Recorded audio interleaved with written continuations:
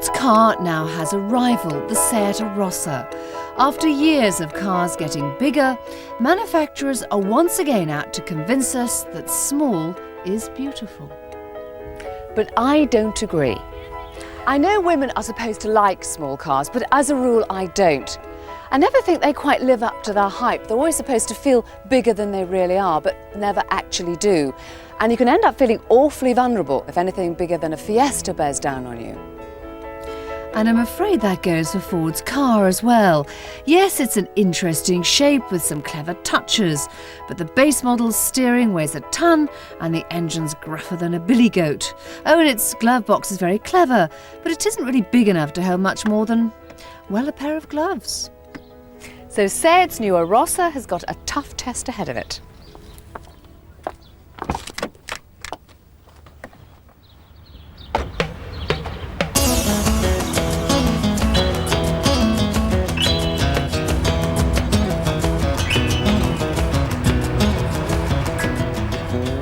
The Arosa is based on a shortened version of the chassis of VW's Polo and Seat's Ibiza, and Seat claim that it's just as safe as the class-leading Polo.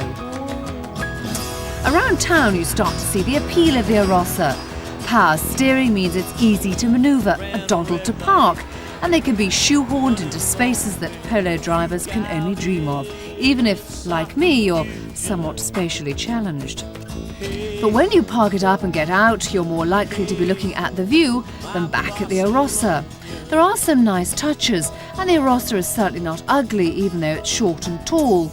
There's a Passat-esque curve to the roof, and its best side is its backside, and we like the wrinkled bumpers. The dash will be familiar to anyone who's driven an Ibiza or a Polo. The rear seats have a reasonable amount of room, although the boot's not that big.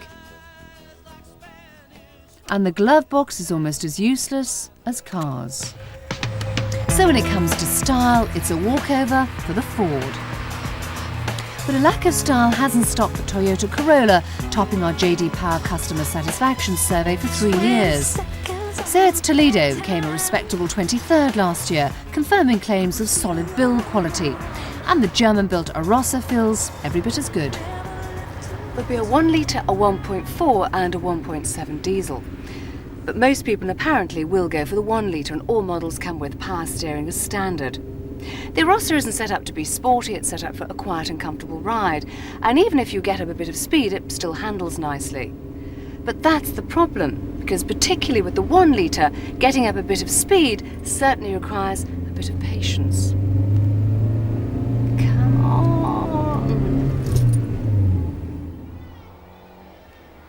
In fact, let's be honest, it's downright slow. If you buy the £7,000 1 litre Arosa and plan to go up hills with a few chums on board, be sure to book some time off work. Alternatively, pay another £1,000 and buy one with a bigger engine. The 1.4 comes initially to us in the UK as an automatic, a great boon for city driving. And certainly the acceleration of the 1.4 is a whole lot better than the 1 litre, although it's still no ball of fire. If you do want a car this small and ride and refinement rather than zip and pep on top of your list, then buy an Arosa. It's so competent it feels like a small Audi, but not a Quattro. And it certainly doesn't feel like a Spanish Alfa Romeo, which is what Seat said its cars would become. We tested the Arosa in Barcelona, and what the car cries out for is some of the life and energy that make that city so individual and exciting.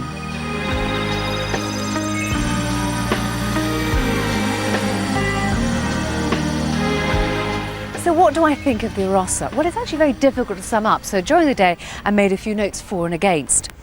Against is that it's painfully underpowered, and I don't just mean the 1 litre but also the 1.4, and what it will be like fully loaded I can only begin to imagine. Talking of which, the boot space is a joke, but then I don't suppose you buy a car like this for furniture removal. In the looks department, it's a bit bland and unadventurous, but it has grown on me. And no question about it, the automatic and power steering make for a great town car. It's never going to challenge car and the style stakes, and for me, small still isn't beautiful, but Well, it could make a lot of sense.